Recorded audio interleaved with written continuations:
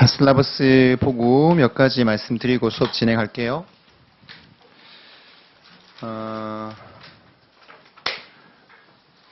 일단 과목 명칭은 Intermediate Accounting이고요. Financial Accounting 과목 중에서 첫 번째 여러분들 수강하셔야 될 과목이죠. Financial Accounting 과목은 크게 세 섹션으로 구성이 돼요. 지금 저랑 2달 동안 들으실 과목이 Intermediate Accounting이고, 그 다음이 Advanced Accounting이 있고, 그 다음 세 번째가 Non-for-Profit Accounting이 있는데, 공부량으로 따지면은 3대 3.5 3.5 4 2.5 이렇게 보시면 돼요. 그러니까 Intermediate Accounting이 3.5, Advanced Accounting이 4, 뒤에 나눠주세요. 못 받으신 분 뒤에. 그리고 Non-for-Profit Accounting이 한 2.5. 근데 시험 비중은 3분의 1씩 정도 차지해요. 3분의 1, 3분의 1, 3분의 1. 그러니까 비영리 회계가 생각보다 공부 양은 적은데 시험에는 많이 출제가 돼요. 그 정도의 여러분들 웨이트를 가지고 시험에 출제된다 보시면 되고요.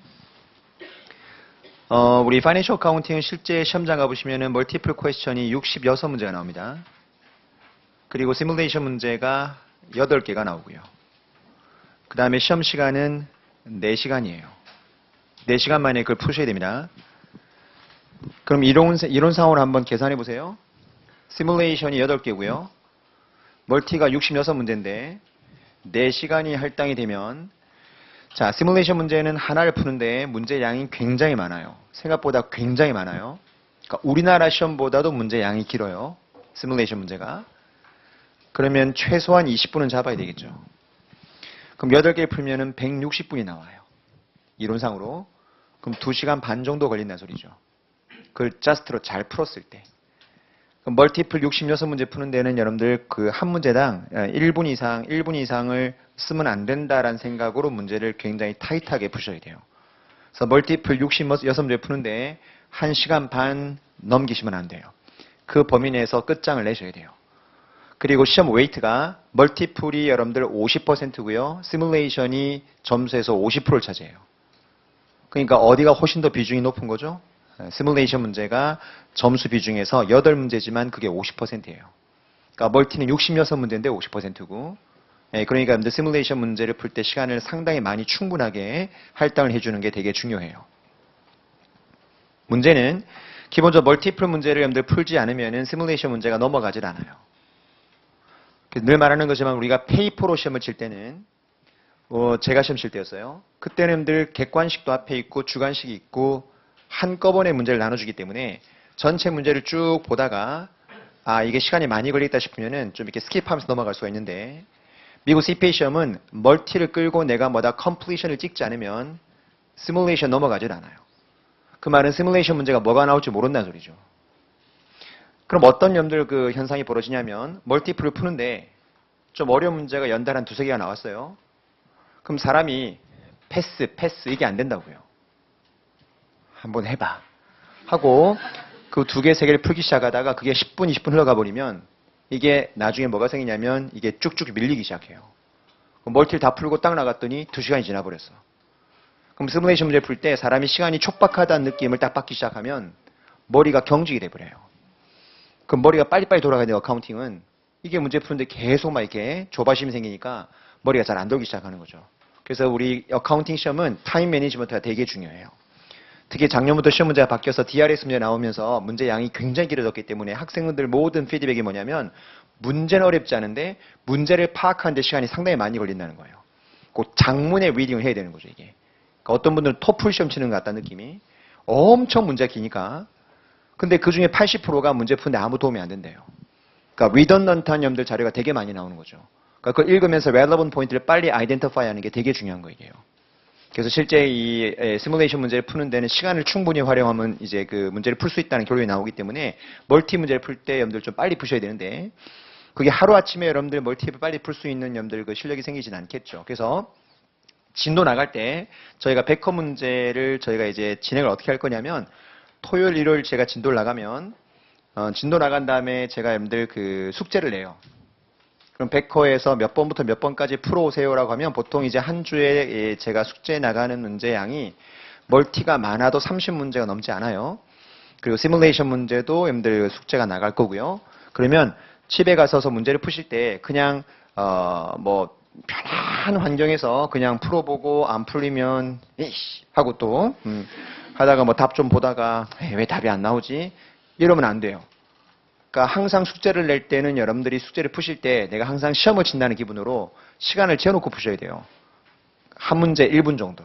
그러니까 30문제를 내가 숙제를 냈다. 그럼 30분을 딱 재놓고 내가 몇 개를 풀 수 있나 해봐요. 처음에는 절반도 못 풀어요. 생각보다는 시험 문제 스트럭처에 대한 어떤 그 표현이라든지 이런 단어들이 낯설기 때문에 한 문제 푸는데 여러분들 막 2분, 3분씩 걸려요. 저도 그랬었거든요. 그러니까 저희 때는 멀티가 80문제였는데 그걸 100분에 풀어야 되거든요. 근데 막상 풀어봤더니 100분을 풀었는데 내가 30몇 개를 풀게 되는 거예요. 내가 그때 한국 회계사였는데 미국 CPA 시험 치러 간다고 해서 한번 내가 테스트 해보는데 100분을 풀었는데 내가 30몇 개를 푸는 거예요. 그럼 이 상태로 가면 떨어지는 건 이건 기정사실이잖아요. 야, 이게 만만치 않는데. 근데 나중에 봤더니 그 영어에 나오는 표현 자체가 낯설었기 때문에 시간이 많이 걸렸던 거지. 이제 문제를 풀다 보면 거기 쓰는 영어 표현들이 여러분들 그 루틴한 표현들이 나와요. 그럼 그냥 쭉 지나가면 읽히는 그런 형태가 되게 많아지기 때문에 그다음부터는 속도가 좀 붙기 시작하거든요. 그래서 그 속도를 붙이는 연습은 여러분이 하셔야 돼요. 내가 해줄 수 있는 게 아니거든요, 이건. 여러분이 문제를 많이 풀면서 연습을 하셔야 돼요. 그래서 어드밴스 어카운팅, non-profit 어카운팅까지 가다 보면 우리 멀티 문제를 그 1000문제 이상 풀게 될 텐데 그걸 풀면서 여러분들이 계속 속도를 좀 올려나가는 연습을 좀 하셔야 됩니다. 그래서 멀티에서 충분히 시간을 확보해야지만 시뮬레이션 문제 풀 때 조금 편안하게 풀 수 있는 시간이 확보되니까 그 타임 매니지먼트를 잘 여러분들 고려하셔서 문제를 좀 푸는 연습을 하셔야 되고요. 그 다음에 제 이름 보시면 되고 이메일 보시면 되고 그 다음 부교재인데 제가 파이낸셜 어카운팅 부교재는 제가 그렇게 업데이트를 많이 하는 편은 아니에요. 근데 요번에는 업데이트를 했습니다. 왜냐하면 여러분들 회계 기준이 바뀌었어요. 회계 기준에서 가장 많이 바뀐 것 중에 하나가 뭐냐면 우리 손익계산서에서 매출 인식하는 거 있죠. 매출. 가장 위에 탑라인이잖아. 그게 바뀌었어요. 매출 인식하는 기준이 바뀌어버리면 그 밑에가 다 바뀌겠죠. 미리 말하지만 그 바뀌는 기준은 현재 우리나라도 올해부터 적용이에요. 미국도 올해 적용이고 IFRS도 올해 처음 적용이에요. 전 세계가 처음 적용하는 기준이에요. 그 기준으로 교재가 바뀐 거예요. 다만 수익 인식 관련된 토픽이 제가 맡은 테마가 아니고 어드밴스 어카운팅 가서 수익 인식 기준을 원래 배우는 거거든요. 원래 제가 여러분들 개정된 것을 그렇게 많이 언급할 이유는 없어요. 그런데 문제는 수익 인식 기준이 바뀌면 거기에 파생돼 가지고 내가 강의하는 어카운트에 영향을 주기 시작하기 때문에 저도 강의를 하고요. 어드밴스 가면 어드밴스에 강의하시는 회계사님이 또 강의를 할 거예요.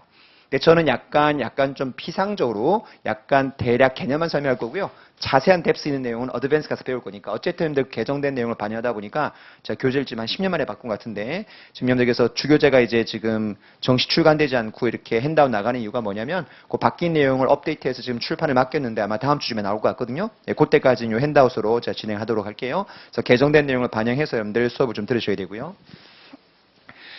백코드 여러분들 지금 다음 주쯤에 온다니까 그때 교재를 보시면 될 것 같고 그 다음에 시간 여러분들 보시면 되고요. 토요일 10시 20분이고 일요일날 5시 20분까지인데 그냥 그때 끝내겠다는 그냥 나의 그냥 생각일 뿐이고 더 가는 경우가 더 많아요. 알겠죠? 끝은 여러분들 그냥 얘가 맞춰줘야 가는 거다 생각하시면 돼요. 왜냐하면 내용이 워낙 많기 때문에 끝나는 시간은 그냥 내가 보내줄 때 가시면 돼요. 새벽에 보내주는 아니 걱정하지 마시고 저도 집에 갈 거거든요. 그러니까 끝나는 시간은 조금 유동적일 수 있다는 거 미리 여러분들 말씀드리고 계획 잡으시면 될 것 같고요. 자, 그 밑에 날짜 쭉 보시면은 그 날짜에 나와 있는 대로 여러분들 진행하면 되고요. 일단 모든 여러분들 요일이 다 정상 수업이에요.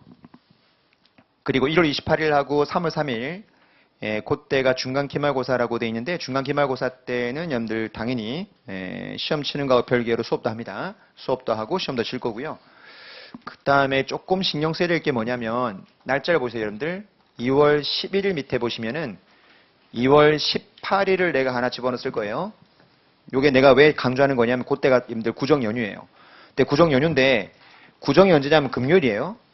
그러면 금요일 전후가 공휴일이잖아요. 무슨 말이냐면은 목요일하고 토요일 날이 공휴일이기 때문에 일요일 날은 원래 우리가 수업하는 날이에요. 무슨 말인지 모르면 그냥 오시면 돼요. 알겠죠? 다만 토요일 날은 뺀 게 이거는 이제 구정 연휴니까 아니 신정 연휴니까 아니요 구정 연휴이기 때문에 죄송해요. 구정 연휴이기 때문에 제가 집어넣지 않은 거고 저는 어차피 구정 때 그 감사 시즌이기 때문에 어차피 회사를 나가기 때문에 뭐 저는 토요일 날 수업해도 괜찮은데 혹시 또 그 고향에 내려가시는 분이 있을까봐 공식적인 연휴 휴일은 내가 뺐고요. 일요일 날은 수업을 해요. 그러니까 일요일 날 여러분들 뭐 또 수업 꼭 참석하셔야 됩니다. 그렇게 집어넣고 이제 쭉 진행을 할 건데. 그래도 시간이 모자라요. 그래서 밑에 보시면은 3월 4일 날도 또 보강할 거고요. 그리고 추가로 2번 보강이 더 있을 거예요. 그럼 실제로 3번 정도 보강을 하는데 3번 보강해서도 아마 모자랄 겁니다. 그래서 1번, 2번 더 할 수도 있어요. 제가 아까 오디팅 강의 때도 얘기했지만은 보강을 안 할 수도 있습니다. 문제를 푸는 개수를 줄이면은 보강 안 할 수 있는데 나는 여러분 믿을 수가 없어요.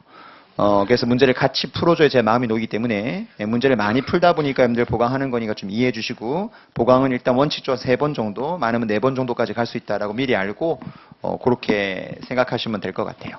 됐죠? 토픽은 뭐 그냥 쭉 보시면 될 것 같고 자 슬라브스는 그 정도만 여러분들 보시면 될 것 같고요.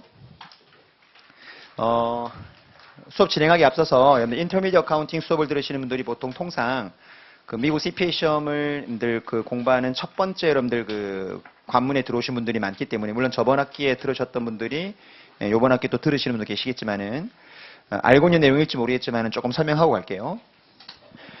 이건 이제 시험이랑 상관없으니까 그냥 시험이랑 상관없는 내용이니까 들으세요. 일단 우리 미국 CPA 시험을 여러분들 공부하는 데 있어 가지고 제가 몇 가지만 좀 말씀을 드리고 싶은 게 이 시험을 공부하는 데 있어가지고 제일 첫 번째 여러분들 제가 말씀드리고 싶은 건 뭐냐면은 시험에 대한 장기 플랜을 좀 세우고 여러분들 공부를 했으면 좋겠다는 게 첫 번째 제가 말씀드리고 싶은 내용 중에 하나인데요. 일단 장기 플랜에 관한 걸 뭘 말하는 거냐면 늘 공부하는 여러분들 그 과목들의 순서, 스케줄 이런 것들을 조금 여러분들 미리 생각하고 공부를 아마 하고 계실 텐데 보통 우리가 이제 4과목을 시험을 치게 돼 있잖아요. Financial Accounting and Reporting 그 다음에 Auditing and Attestation, 그 다음에 우리 BNC, 그 다음에 Regulation 이렇게 4과목을 시험 치게 돼 있는데 보통 지금 내가 칠판에 썼던 여러분들 이 과목, 이 순서가 보통 통상 시험 공부하시는 분들의 시험을 치는 순서라고 보시면 되거든요. 그럼 많은 수험생들이 이렇게 여러분들 공부하는 순서 이유가 뭐가 다 있겠죠, 이유가. 자, 이유가 뭔지 한번 얘기해 보죠. 일단 Financial Accounting Reporting을 가장 먼저 공부하는 것은 너무나 자명합니다. 우리가 회계사이기 때문에 기본적으로 회계가 가장 베이스가 되겠죠. 또 회계 베이스가 돼줘야 오디팅, B&C 과목들이 이해가 빨라져요. 그래서 Financial Accounting을 나중에 공부하겠다? 이건 안 됩니다. Financial Accounting이 가장 기본이 돼줘야 되고요. 이게 첫 번째 수강 과목이고요. 그 다음 나머지 3과목은 여러분들 왜 순서를 이렇게 잡은 거냐면 보통 그 처음에 여러분들 과메 시험 치러 가실 때 가장 많이 보는 여러분들 시험의 조합이 이 2과목이거든요. 그리고 조금 여력이 되시는 분들이 3과목을 보면 이렇게 본다고. 그 말은 무슨 말이냐면 regulation이 다른 과목이랑 연관성이 가장 떨어지는 거죠. regulation이. 그럼 어떤 분이 그런 얘기를 해요. 나 비즈니스 로를 지금 이미 듣고 있는데 맨 마지막에 시험 쳐야 되는 거면은 내가 지금 이거 듣고 있는 게 조금 순서가 안 맞지 않느냐. 학점 때문에 우리 상법을 미리 들어야 되는 분들이 있더라고요. 그러면 regulation을 그러면 먼저 보러 가야 되지 않느냐. 아니면 상법을 나중에 들어야 되느냐. 고민하는데 들었다고 아는 건 아니거든요. 들었다고 다 기억나는 게 아니요. 저번 주에 들은 것도 기억이 안 나는데 그게 뭐 큰 의미가 있겠어요. 그래서 그건 큰 의미를 둘 필요 없어요. 그러니까 regulation의 상법을 듣고 학점 따는 건 별개고 또 여러분들 나이가 시험을 치기 위해서 공부하는 것도 별개의 문제이기 때문에 그거에 대해서 너무 여러분들보다 민감하게 반응할 필요는 없어요. 어차피 시험칠 또 봐야 된다고. 그래서 그거에 대해 질문하시는 분은 크게 제가 볼 땐 큰 이슈는 아닌 것 같고 이 2과목을 같이 보는 이유는 뭐냐. 오디팅 시험을 치러 가게 되면요. 시뮬레이션 문제 중에 한 2-3문제가 어카운팅을 모르면 풀 수 없게 문제 나옵니다. 우리 회계 감사잖아요. 그러니까 회계 베이스를 가지고 감사를 하는 거기 때문에 심지어 감사 문제 만나면 뭐가 나올 때도 있냐면 여러분들 수정 문제를 끊어보라고 문제 나오는 경우도 있어요. 당연히 회계 감사니까 재무제표 다 주어지겠죠. 그러다 보니까 회계하고 굉장히 많이 연관되는 문제가 출제가 되거든요. 그래서 어떤 경우에 어떤 수험생이 이런 말 하는 경우도 있어요. 회계 감사 시험을 치는데 내가 어카운팅 시험을 치는 줄 알았다. 라고 피드백이 온 사람도 있었어요. 그만큼 오디팅 문제에 뭐가 많이 나오죠? 어카운팅이 많이 나오는 거예요. 그러다 보니까 두 과목을 같이 봐줘야 뭐가 있는 거죠? 시너지가 생기는 거예요. 그래서 두 과목을 통상 다 가져가는 겁니다. 그리고 실제 공부량으로 따져도 이 두 과목을 합한 금액이, 합한 그 양이 두 과목, 이게 한 6, 이거 두 개 합한 게 한 4 정도 된다 보시면 되거든요. 공부량 자체가. 조금 더 여러분들 제가 얘기하면 6.5 대 3.5로 줄 수도 있어요. 그래서 앞에 두 과목을 딱 붙으면은 큰 두 개의 산을 넘은 거죠, 이게. 그래서 원래 공부량으로 따지면 6.5 대 3.5인데 내가 왜 6 대 4를 약간 망설인 거냐면 이 레귤레이션 과목 말고 이 BNC 과목, 이 BNC 과목은 뭐가 있냐면은 주관식이 있어요. 영어로 써야 돼. Written Communication이 있다고. 기쁘지 않아요? Written Communication 있다는 것은 영작을 해야 되는 영작을. 영작을 쓰는 건 우리 한국 수험생 입장에서는 약간 부담이 될 수밖에 없는 거죠. 근데 Financial Accounting, Auditing은 그런 게 없거든요. 그러다 보니까 이런 그 영작을 해야 되는 부분이 있기 때문에 그 부담 때문에 내가 조금 웨이트를 더 주는 경우는 있는데 공부량으로 따지면은 절대적으로 이 두 과목이 양이 훨씬 많아요. 그래서 이 두 과목을 일단 붙는 걸 최우선으로 여러분들 목표를 세워서 공부하는 게 맞는 것 같고. 자, 나눕니다. 전념자다 또는 학생이다. 닥치고 내 과목 다 가는 거예요. 아, 뭐 부담스럽고 닥쳐요. 공부밖에 할 게 없잖아, 학생은. 응? 요즘 행사님 저희 학생들도 뭐 스타디도 해야 되고 팀 프로젝트도 맡고 닥치고 내 과목 가요. 응? 직장생활 다니시는 분들하고 시간을 뺄 수 있는 여러분들의 여유가 완전히 달라요. 학생분들은 마음먹으면 공부하는 시간은 뺄 수 있지. 근데 직장 다니시는 분들은 여러분들 시간이 남아도 직장에 묶여 있으면 여러분들 내가 일이 2시쯤 끝났어. 오늘은 내가 할 일이 별로 많이 없어. 그럼 2시에 끝났다고 여러분들 책상에서 자, 이제 백커를 펴놓는 거야. 잘리겠죠? 그게 학생하고 차이인 거예요. 학생은 공부하고 싶을 때 짬 시간 만에 책을 볼 수가 있는데 직장에는 시간이 남다고 그 시간에 이 책을 볼 수 있는 시간이 없다고요. 그냥 직장에 시간 남아도 그냥 이제 뭐 다른 일을 해야 되는 거지 책을 펼쳐놓고 공부할 수 있는 시간은 없어요. 물론 그 짬 시간에 공부하는 독사 같은 놈들 학생도 봤어요. 왜냐하면 백커가 소프트웨어잖아요.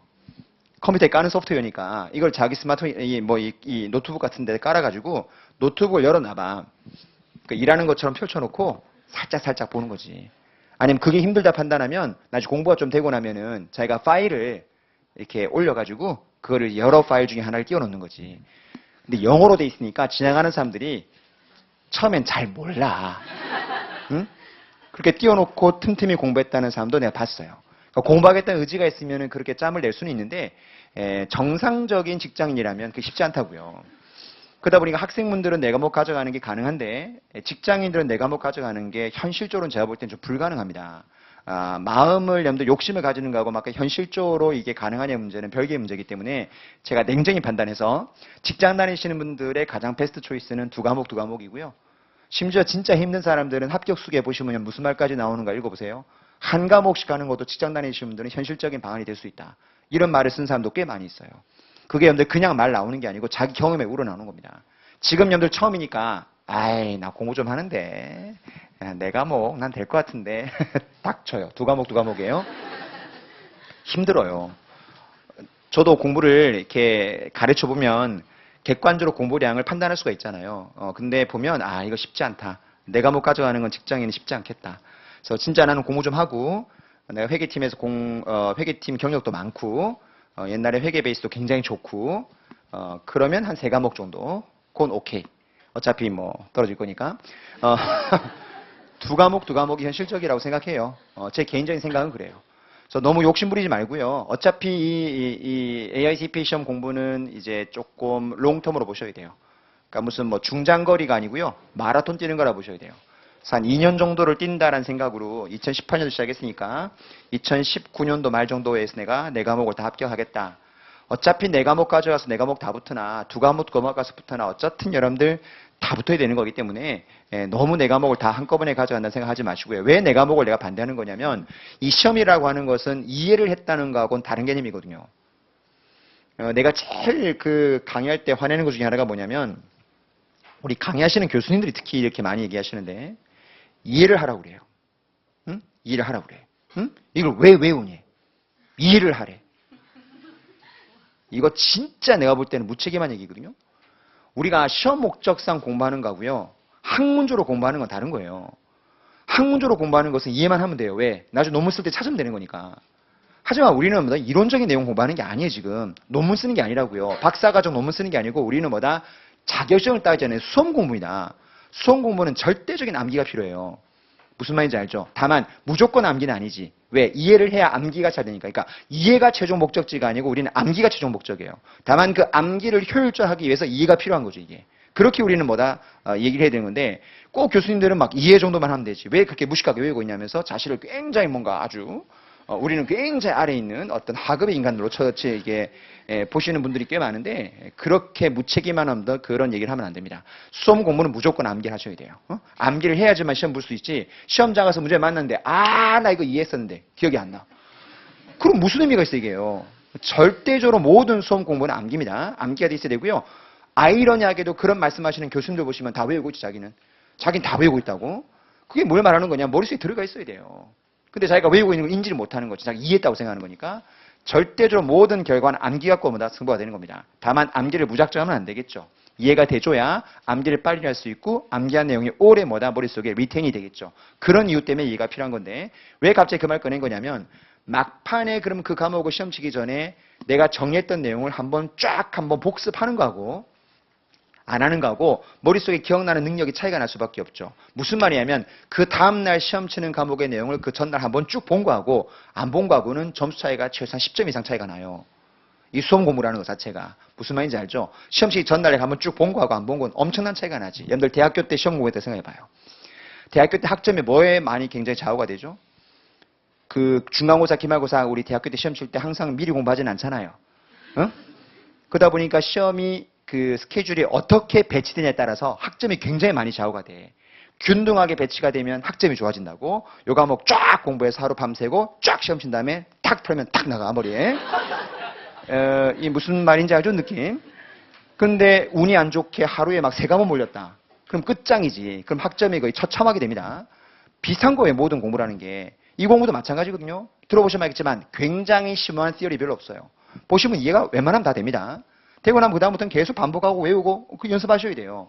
근데 그 전날만 내가 4과목을 시험 쳐버리면은 그 전에 내가 인텐시브하게 공부해야 되는 그 기간 동안에 4과목을 가기가 쉽지가 않아 이게요. 4과목을 다 같이 해야 되는 거니까. 그래서 현실적으로 4과목이 힘들다는 겁니다. 하지만 학생분들은 여러분들이 타임이 많기 때문에 하루에도 뭐 4과목을 다 집어넣어서 공부할 시간이 있지만은 직장인은 그게 되지 않기 때문에 그래서 제가 현실적으로 2과목이 가장 맞지 않느냐라고 얘기하는 거니까 한 2과목 정도로 매니지먼트 하시고 내가 조금 여유 있는 직장이거나 백그라운드가 좀 좋다. 그럼 1과목 더 붙인다면 BNC까지 붙여서 3과목 가져가는 게 좋고요. 왜 이 2과목 중에서는 BNC를 붙이라고 하는 거냐면 regulation은 여러분들 financial accounting, auditing이랑 전혀 관련성이 없는 전혀 관련성이 없다 보면 좀 그런데 BNC 과목에는 여러분들 뭐가 아까 있다고 그랬죠? 주관식, written communication 같은 게 있는데 그 영작을 할 때 나오는 그 토픽들이 요거랑 관련된 문제가 나와요. Financial Accounting 또는 Auditing. 그러다 보니까 이 2과목이랑 같이 가져가게 되면 주관식 쓸 때 훨씬 더 유리할 수가 있겠죠. 그럼 이 말 딱 듣는 순간 반대로 이런 생각이 드는 거예요.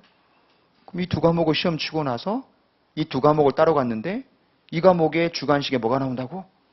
이게 나온다면 이미 내 머릿속에는 이 2과목은 철저한 선입선출법으로 빠져나갔을 텐데 그러면 이걸 시험 칠 때 위트는 어떻게 쓰는 거냐 이런 컨설이 생긴다고요. 걱정하지 마세요. BNC 과목 강의하는 그 회계사님들이 요 2과목에서 이 과목이랑 관련된 뭔가 나올 수 있는 테마들은 또 정리를 해주겠죠.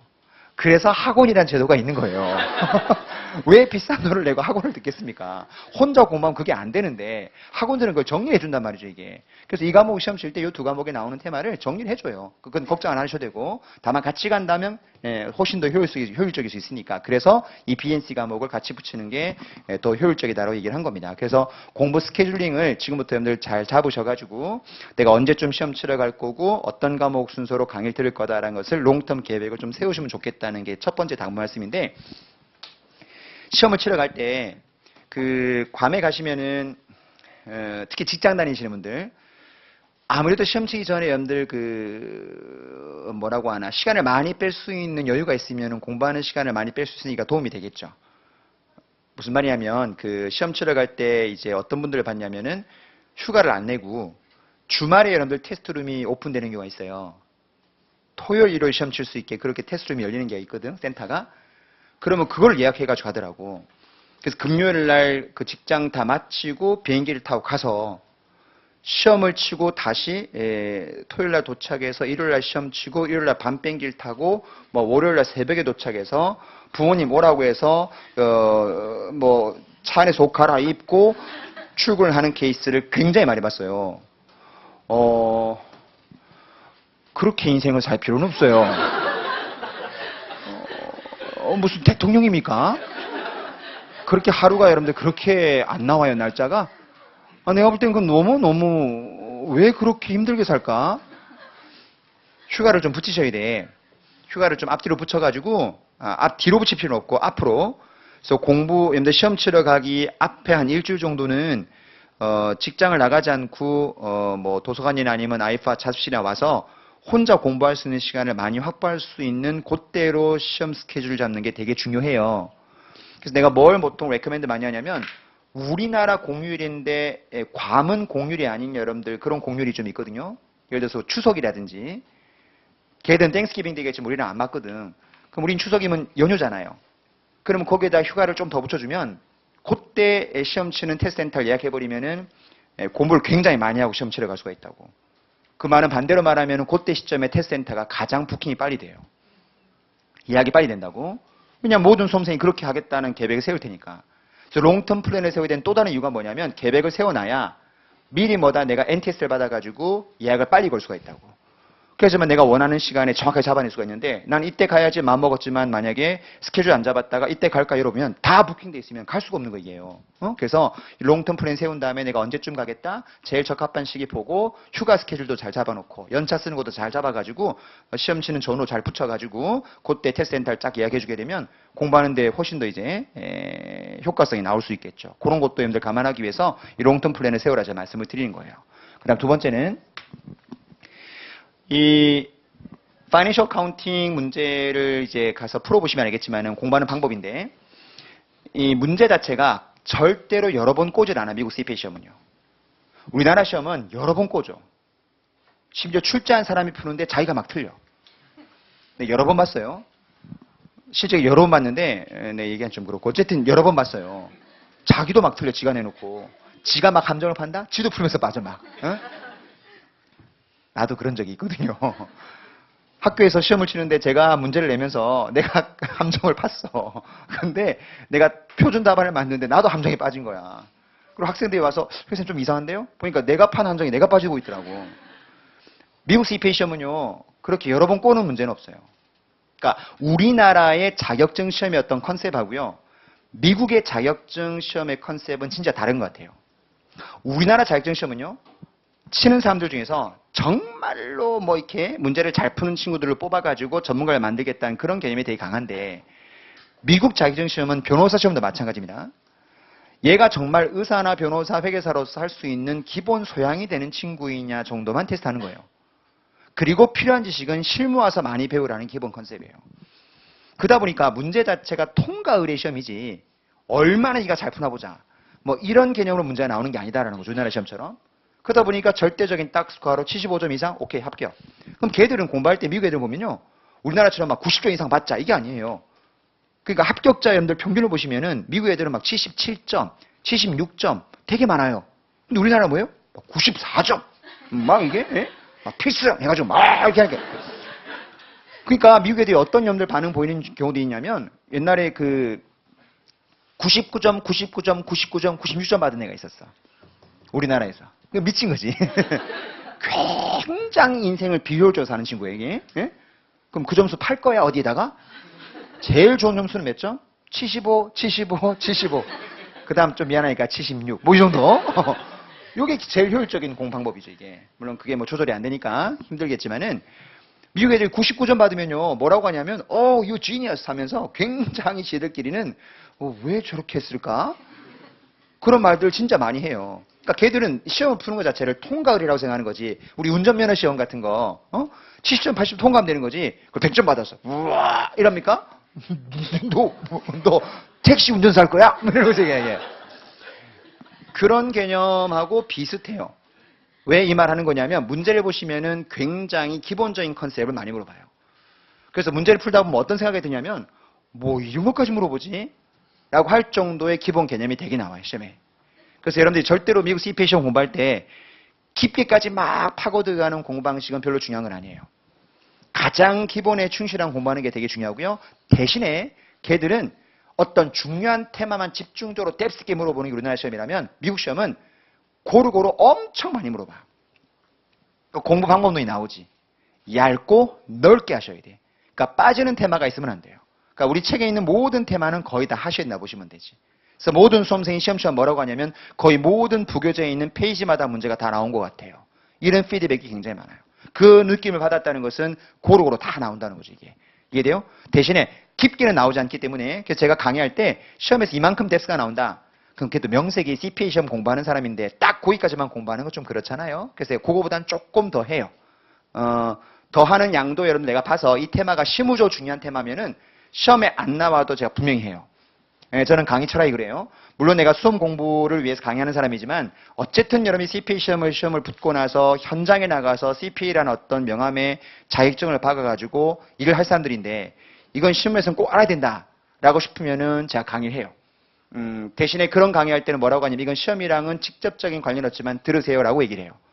근데 실무에서도 나오지 않고 시험에도 안 나온다? 그럼 아예 내가 언급하지 않아요. 그래서 그렇게 내가 감을 잡고 강의할 거기 때문에 공부를 해야 되는 뎁스보다는 조금은 더 할 수 있다는 걸 이미 말씀드리고 시험에 조금 그 관련성이 떨어지는 것들은 강의하기 전에 요거는 조금 시험이랑 연관성은 떨어집니다라고 내가 먼저 서두에 말하고 시작할 거니까 그런 것들은 크게 부담 없이 이해가 안 돼도 상관없으니까 들으시면 된다고 보시면 되고 그래서 공부방법론은 너무 깊게 파고 들어갈 필요는 없어요.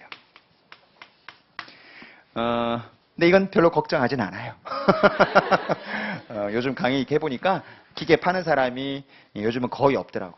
옛날에 한 10년 전에 강의를 할 때는 지금은 직장인들이 수업을 많이 듣는데 옛날에는 학생분들이 많이 수업을 들었는데 학생분들은 시간이 많다 보니까 깊게 파는 친구들이 몇 번 있어요. 그럼 이제 강사실에 와가지고 제가 밤새 고민한 걸 들고 와가지고 물어볼 때가 있어요. 근데 그 중에 한 90%는 쓸데없는 고민을 했던 친구 대부분이고 그중 10%는 굉장히 정말로 샤프한 고민을 많이 하는 친구들이 순간순간 있어요. 그래서 내가 요놈 좀 하는구나. 라고 생각되는 친구가 종종 있는데 요즘은 뭐 거의 전무한 느낌이 들기 때문에 뭐 이건 크게 걱정하진 않아요. 대신에 내가 말했던 게 넓게 공부한다는 개념은 꼭 잡으셔야 돼요. 그래서 여러분들이 내가 부교재 쓸 때는 이 부교재는 절대 이론서가 아니에요. 수험서기 때문에 시험에 나오는 것들을 다 담아놓은 책이라 보시면 되는 거죠, 이게. 그럼 내가 이미 중요한 것을 담아놓은 거예요. 그럼 여러분 내 책에 나와 있는 것은 100% 다 아셔야 되는 거죠. 내 책에 있는 걸 자기가 이건 중요하지 않아. 이건 중요해. 내가 이미 속간했다고. 그 속간낸 걸 담아놓은 거니까 내 책에 있는 것은 100% 다 한다는 기분으로 가셔야 돼요. 알겠죠? 그래서 제 부교재인 내용은 100% 다 빠뜨리지 않고 제가 강의도 100% 다 하니까 빠지지 않게 다 정리하시면 될 것 같고요. 두 번째 제가 말씀드리고 싶은 거고 세 번째는 이 과목하고 상관없는 애티튜드의 문제인데 아까 제가 오디팅 강의할 때 어떤 얘기했었죠. 강의를 하는 사람 입장에서는 여러분이 반응을 조금 잘해주면 좋겠다는 거. 그만 얘기할게요. 리스판스가 중요하다는 거. 리스판스. 그거까지만 얘기하고 네 번째는 계산기인데요. 실제 시험장에 가면 여러분들 들고 들어갈 수 있는 여러분들 그 물건이 NTS 수험표밖에 없어요. 그냥 맨몸으로 들어가셔야 돼. 아무것도 들고 들어가면 안 돼. 펜슬도 없고 지우개 막 아무것도 들고 들어가면 안 돼요. 계산기까지. 왜냐하면 모든 게 컴퓨터 여러분들 뭐다 거기에 내장이 돼 있어요. 무슨 말이냐면 내가 시험을 풀겠다라고 일단 참 입구에 들어가잖아요. 그럼 거기 있는 그 시험 감독관이 있다고. 프락터가 있어요. 또 어떤 분이 이런 고민을 하지. 나 영어 잘 못하는데. 프락터들이 이미 다 알고 있어. 한국 애들이 그 어려운 영어를 풀고 있는데 말을 하면 바보라는 걸 알고 있어. 너무 잘 알고 있어, 괌에. 그래서 많은 년들 대화를 시도하지 않아요. NTS. 그냥 단어를 얘기합니다. NTS. 그러면 우리는 NTS를 아무런 말 없이 보여주면 돼요. 그러면 걔도 아무런 말 없이 그냥 오라고 그래요. 이렇게. 진짜 대화하지 않습니다. 아주 기본적인 내용 이외에는 절대 물어보지 않아요. 이미 여러분들보다 먼저 시험 치렀던 선배들이 이미 그 사람들한테 우리 한국 사람들의 충분한 어떤 능력을 인지시켜놨기 때문에 뭐 아주 심도 있는 영어를 절대 하지 않아요. 게다가 괌은 한국 사람이 워낙 시험을 많이 치러가기 때문에 거기 한국 어시스턴트가 또 있어요. 그러니까 너무 고민할 필요가 없다고. 그럼 내가 이제 NTS를 딱 내밀면 그 사람이 무슨 시험 치러 왔거나 딱 알게 되겠죠. 그럼 그 사람을 데리고 와서 딱 테스트 센터에 들어가면 이미 시험을 치고 있습니다. 다른 사람들은 자리에서 다른 과목들을 보고 있겠죠. 그럼 내 자리 예약한 데 딱 가면 그 사람이 세팅을 딱 해줘요. 그럼 내가 거기서 시작 스타트 버튼을 딱 누르면은 거기서부터 문제가 나오기 시작하는 거예요. 그러다 보니까 각자 스타팅 시간이 다 다른 거죠. 그럼 어떤 문제냐면 내가 문제를 풀고 있는데 들락날락 막 한다고. 그러니까 집중을 해서 푸는데 뭐 집중력이 좀 떨어지는 분들은 또 예민하게 반응할 수도 있잖아요. 그러다 보니 시험장 가면은 뭘 주냐면 헤드셋을 준다고. 이걸 쓸 수가 있어요. 이거 쓰는 거. 그거 쓰면요, 말 들어봤더니 나중에 머리가 지근거린데 쓰지 마요. 나중에 귀에 땀 차고 별로 안 좋아. 왔다 갔다 하는 게 신경 쓰일 정도가 되면 쓰는 건데 또 옆에 애들이 타이핑을 세게 치는 애들이 있어. 여기는 뭐가 있다고? 주관식이 있다고. 그다음에 타이핑을 막 치는 애들이 있는데 이게 내가 파이낸셜 어카운팅 문제 푸는데 막 예민하게 막 집중하는 옆에서 막 타이핑 세게 치면은 여기 약간 신경 쓰일 수 있어요. 그럴 때는 헤드셋 쓰면 되는 거니까 크게 문제 없고, 계산기는 일단 시간은 여러분 시계를 재면 되는 게 아니고 스타트 버튼을 딱 누르잖아요. 그럼 거기 화면에 오른쪽에 뭐가 나오냐면 remaining hours가 떠요. 그래서 4시간부터 출발하거든요. 아까 4시간 주어진다고 그랬잖아요. 그럼 이게 역순으로 3시간 59분부터 쭉 떨어지기 시작합니다. 이게 보여요. 그래서 그게 딱 재료가 되면 모든 컴퓨터 기능이 딱 멈춰버려요. 더 이상 내가 입력할 수가 없다고. 저는 옛날 시험 칠 때 뭐로 시험 쳤냐면 페이퍼로 시험 쳤거든요. 페이퍼로 시험 치니까 어떤 현상이 벌어졌냐면 큰 강당에서 시험을 쳤는데 괌에 가서 한 300명 들어가는 뭐 어떤 그 강당에 들어가 시험을 쳤어요. 그럼 한 줄에 쭉 앉아 있는데 그 이제 왔다 갔다 이제 그 미국 애들이 이제 감독 감시를 해요. 그럼 맨 앞에 있는 그 감독관 그 책임자가 1시간부터 남아있는 시간부터는 남아있는 시간을 걔가 노티스를 해줘요. 1 hour left. 뭐 이러면서. 알겠다고. 그런데 5분마다 계속 얘기를 해요. 나중에 하면 걔 막 주둥이를 때리고 싶다고. 사람이 막 긴장이 되는 거예요, 계속. 알겠는데 왜 자꾸 얘기하지, 이거? 근데 이제 마지막에 딱 이제 시간이 끝나면은 펜슬 다운 이렇게 얘기를 해요. 근데 이제 펜슬 다운 하면 미국 애들은 정말 딱 펜슬 다운 해요. 한국 사람들은 니나 다운하라는 거죠. 막 풀어요. 응? 한국 사람들은 진짜. 그럼 프락터들이 와서 막 어깨를 막 툭툭 쳐요. 쓰지 말라고. 놓으라는 거죠. 막 이렇게. 네, 그렇게 했던 게 저희 때 시험 분위기였거든요. 근데 여러분들 CBT 시험은 그게 안 돼요. 딱 재료가 되면 모든 컴퓨터 기능이 딱 멈춰버리기 때문에 그냥 올스톱이 되는 거예요. 그럼 그때까지 입력했던 것은 다 그냥 자동 입력이 되는 거죠, 이게. 그렇게 돼 있는 게 기본 그 CPA 시험의 세팅이고, 그러니까 뭐 시계는 여러분들 시계는 별로 의미가 없다라는 거. 그리고 계산기는 들고 들어가는 게 아니고요. 컴퓨터 화면에 보시면은 거기 calculator라고 해서 여러분들 뭐다 펑션 키가 있어요. 그거를 클릭하면은 calculator가 여러분들 화면에 딱 떠요. 근데 문제는 여러분들 조금 힘든 게 일반적인 우리가 들고 다니는 계산기는 계산기를 툭툭툭 치면 되잖아, 이게. 근데 화면에 있는 calculator니까 마우스 갖고 쿵쿵쿵쿵 찍어서 계산해야 되는 거지. 요게 좀 불편하다고 그러더라고. 근데 문제는 별로 안 되는 게 그게 여러분들 자판기 보면 오른쪽에 숫자 먹일 수 있는 여러분들 그 키패드 있잖아요. 그거를 때리면 먹는데. 그걸 때리면 되는 거지, 계산기를. 그리고 여러분들 그 계산기 calculator 펑션을 한번 눌러보면 지금 내가 말한 모든 펑션은 나중에 베커 여러분들 이제 2018년도 오면은 여러분들 수강시장 하신 분들한테는 베커 소프트웨어를 나눠줄 거예요. 나눠줍니다. 여러분들 그 이메일 그 주소 쓴 대로 이 소프트웨어를 다 보내줄 거거든요. 그럼 그 소프트웨어를 여러분들 프로그램에 컴퓨터에 까시면 돼. 까시면 지금 내가 말했던 기능들을 연습할 수 있게 이 백업 프로그램이 다 세팅돼 있거든요. 그럼 내가 말한 걸 한번 연습해 볼 수 있다고. 그러니까 그건 뭐 크게 어려울 건 없고, 또 한국 사람들은 워낙 이 컴퓨터를 잘하기 때문에 한 몇 번 이렇게 눌러보면 기능들을 금방 여러분들 이해할 수가 있어요. 자, 들어가 보시면은 캘큘레이터 기능이 있는데 딱 클릭하면 뜨는 화면에 계산기가 복잡한 기능이 있는 계산기가 뜨진 않아요. 아주 기본적인 계산만 되는 그 계산기가 뜨는데, 혹시 여러분들 계산기 있는 분 있으세요? 계산기, 그 쌀집 계산기. 쌀집 계산기. 너무 이쁜 분홍색 계산기 말고 여기 계산기 있는 사람 없어요? 계산기? 계산기 있는 사람 좀 뽑으세요. 재무공학용 계산기를 나한테 주면 어떡해. 우리 재무공학용 계산기 이렇게 많지? 따지게.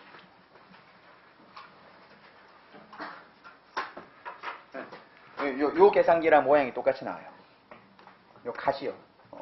계산기 무슨 판매원 같은데. 요거랑 화면이 거의 비슷해요. 비슷한데 요 화면하고 차이가 나는 게 하나 있는데, 마이크를 꼭 쓰래요. 요 계산기가 이거랑 비슷하게 돼 있는데 요 계산기에 두 가지 버튼이 더 있어요. 뭐가 있냐면 카피 페이스트 버튼이 있어요. 그게 뭐냐면 거기 내가 계산을 했단 말이죠. 그래서 계산이 만약에 15,000이 나왔어. 그럼 주관식 같은 15,000이라고 하는 숫자를 파이낸셜 어카운팅 같은 경우는 옮겨 써야 되거든요. 근데 옮겨 쓰는 과정에서 공 3개를 공 2개로 잘못 쓰는 경우도 있을 수 있고, 공 4개를 때릴 수도 있잖아, 이게. 옮기는 과정에서 타이포가 생길 수가 있겠죠. 그때 계산되면 거기 딱 긁어서 카피 찍은 다음에 앤서 시트 갖고 페이스트 누르면 거기에 딱 붙어. 그럼 옮기는 과정에서의 뭐다 오류를 주겠죠. 그 기능 빼놓고는 똑같아요. 똑같다는 의미는 뭐냐면요. 여기 보시면 여러분들 이게 뭐 대단한 루트는 있지. 이거 루트 없네. 예, 몰라. 요 위에 막 복잡한 거 있잖아요. 이 복잡한 거 없어. 그냥 정말로 단순한 곱하기, 빼기, 나누기, 더하기. 그 말은 무슨 말? 우리나라 시험처럼 숫자가 나왔을 때 답이 482.3189 이런 건 답이 안 돼. 항상 걔들은 000으로 떨어져. 그러니까 끝자리가 안 떨어졌다? 오답이야. 우리나라 시험은 여러분들 막 소수점 넷째 자리에서 반올림 하세요. 이렇게 나온다고? 또라이 같은 문제지. 그거는 출제한 사람이 귀찮아서 그렇게 내는 거예요. 왜 끝자리에 맞추려면 막 숫자를 맞춰야 되니까. 그럼 여러분들 요즘 다 이게 지금 AI 시대인데, 예? 그걸 매뉴얼을 막 때려가면서 넷째 자리에서 반올림 잘못해서 떨어지고, 이거 말이 안 되는 거거든요. 그러니까 미국 시험은 보시면 파이낸셜 어카운팅 문제가 전부 끝자리가 000 떨어진다고. 그러니까 때렸더니 막, 틀린 거구나. 다시 두드리기. 끝자리가 거의 떨어진다고 보시면 돼요. 그래서 계산이 복잡하게 나오진 않아요. 그래서 심지어 어떤 경우도 있냐면 저희 때는 80문제를 푸는데 한 50번까지 문제를 푸는데 계산기를 한 번도 안 친 적도 있었어요. 왜냐하면 숫자가 간단하니까. 그러니까 오히려 계산기 치는 것보다 옆에서 그냥 숫자로 써서 푸는 게 더 빠른 거지 이게. 저만 그러니까 거의 모든 수험생이 그랬다고. 한국 사람들이 약간 이 수리가 좀 밝으니까 계산기 치는 것보다 오히려 그냥 써서 푸는 게 더 빠르다 판단해가지고 계산기 안 쓰고 푸는 경우 되게 많고요. 지금도 마찬가지예요. 그러니까 계산이 굉장히 복잡하게 나오지 않기 때문에 요 계산기는 그렇게 뭐 어렵진 않을 건데 요 계산기 보시면 여러분들 메뉴 요 위에 여러분 그 카시오 계산기 보시면 여기 MC, M-, M 플러스 이런 기능이 좀 있어요. 응? 보통 계산기를 한 번씩 써보신 분들은 여러분들 거기 MC, M-, M 플러스 뭘까? 라고 궁금해하는데 궁금해만 하죠. 그리고 아는 사람이 별로 없어. 근데 이거 여러분들 기능을 아셔야 돼. 이거 메모리 기능인데 지금 거의 다 모르죠 이게. 그래서 나중에 계산기 여러분들이 쓰는 방식에 대한 건 좀 내가 알려줄 거예요. 왜냐하면 시험 잘 때 메모리 기능 이걸 못하면 좀 불편해 이게. 혹시 이제 나중에 뭐 다음 시간부터 이제 우리 공부할 때 계산기가 필요할 텐데 보통 내가 계산하세요라고 하면 여러분들이 보통 계산기 안 쓰고 요즘 스마트폰을 열더라고. 그 계산기 있으니까. 근데 스마트폰은 여러분들 우리 계산할 때 보시면은요. 만약에 이렇게 돼 있다 가정해봐요. 이걸 입력하면은 스마트폰은 여러분들 이거 곱한 다음에 더하고 곱한 다음에 더하고 곱한 다음에 됐을 때 이게 그냥 순서대로 거의 이제 요거 계산되고 요거 계산되고 요거 계산된 다음에 더하던가? 난 안 써봐서 모르겠는데 조금만 더 줘봐요. 스마트폰 하게 되면 예를 들어서 스마트폰은 곱하기 해서 먼저 계산되고 그 다음에 더해주는 여러분 그런 형태가 되나요? 아니에요? 그냥 들어가는 거대로 그냥 들어가요? 중요한 건 아닌데 이게 여러분들 이 계산기 쓰면 여러분들 메모리 기능 모르면은 그냥 들어가는 대로 계산하죠 이렇게 순서대로. 무슨 말이냐 3 곱하기 4 한 다음에 거기다 더하기 7하고 그 7한 걸 다시 곱하기 9가 되고 거기다 더하기 8을 하고 그것도 곱하기 7을 하게 된다고.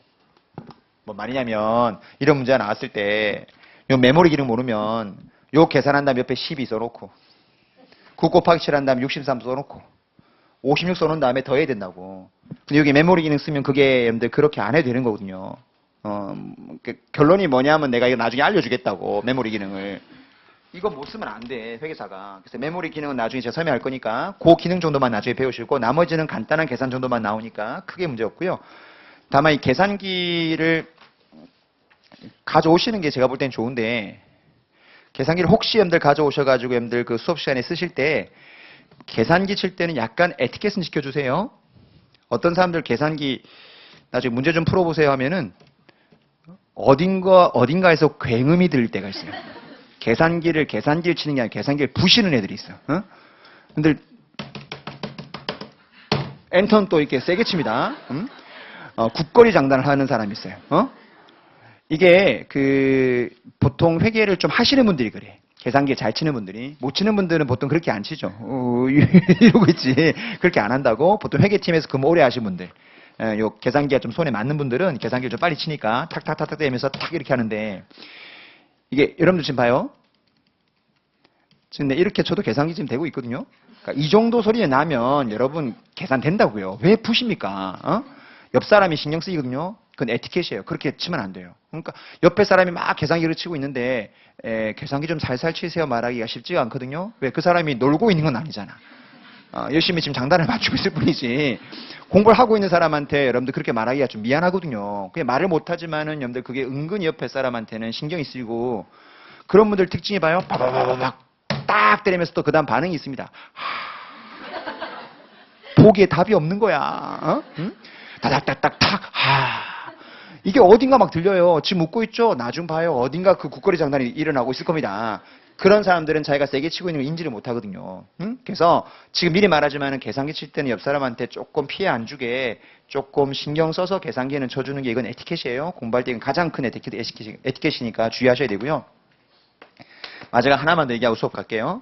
5번째 내가 말하고 싶은 건 뭐냐면 우리 미국 CPA 시험을 치는 놈들 수험 공부지만 저는 이제 강의를 오래 이제 하면서 제 강의의 철학이 뭐냐면 아까도 얘기했지만은 당연히 CPA 시험 붙어주는 게 제 1차 목표고요. 그리고 두 번째는 최소한 여러분이 회계사라면 최근에 발생하고 있는 여러 가지 우리나라 경제 현상에서 우리가 지금 배우고 있는 테마랑 관련성이 있는 게 있으면은 이걸 연결해서 다 내가 얘기를 해주기 시작해요. 예를 들어서 우리가 다다음 주쯤에 가면 뭘 배울 거냐면 여러분들 롱텀 프로젝트 어카운팅이라고 해서 건설업이나 조선업에 여러분들 회계 처리하는 방법을 배울 거예요. 근데 여러분들 들어봤겠지만 한 2년 전쯤에 우리 대우조선해양이라는 회사가 조선업이죠. 분식을 했습니다. 분식해가지고 여러분들 뭐다 5조 손실 나는 바람에 회계 절벽 사건 터지면서 엄청나게 뭐다 법이 다 바뀌어버렸어요. 그 회사 때문에. 그럼 그 회사에 어떤 감사를 했던 딜로이트라고 하나 앉은 회계법인이 적정이라는 의견을 줬는데 그 회계사가 감사를 잘못했다고 법원에서 형사처벌을 때렸죠. 그래서 그 회계사는 깜빵을 갔습니다.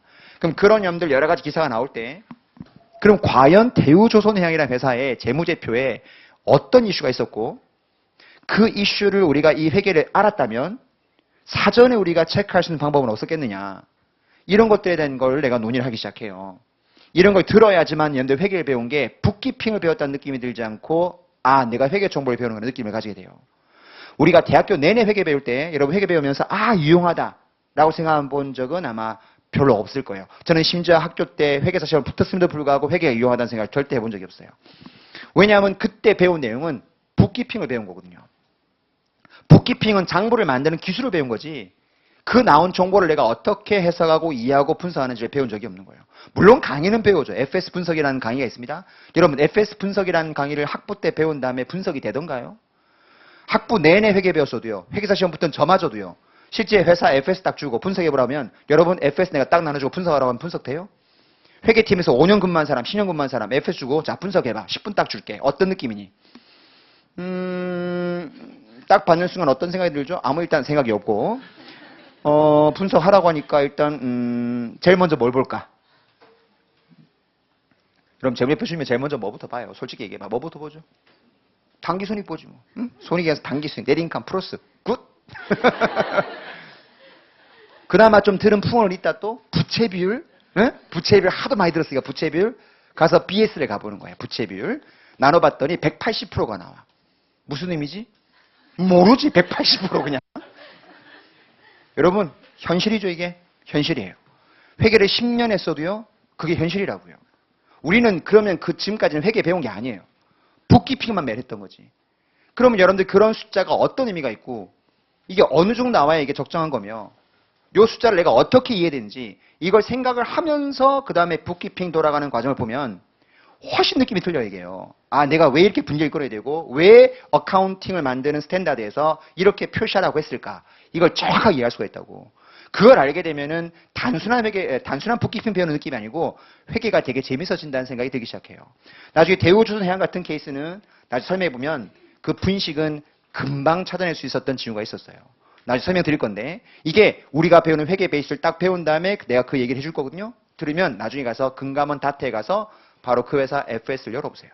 보시면 문제가 있구나. 그 금방 눈에 드러난다고 이게. 뭘 말하고 싶은 거냐면 이렇게 내가 배우는 지식을 현실적으로 돌아가고 있는 여러 가지 케이스에 접목을 시켜서 얘기를 할 거예요. 근데 가장 큰 문제가 뭐냐면 나는 그런 걸 전달해 줄 때 여러분들이 이런 걸 듣고 내가 배운 게 이만큼 유용하게 써먹구나. 그걸 느끼라고 얘기했는데 내가 막 얘기해주면 여러분들 표정이 어떤 표정이냐면 그런 일이 있었어요? 그런 반응이 나오는 거야. 신문을 안 보는 거지, 신문을. 응? 신문을 제발 좀 보셔야 돼, 신문. 응.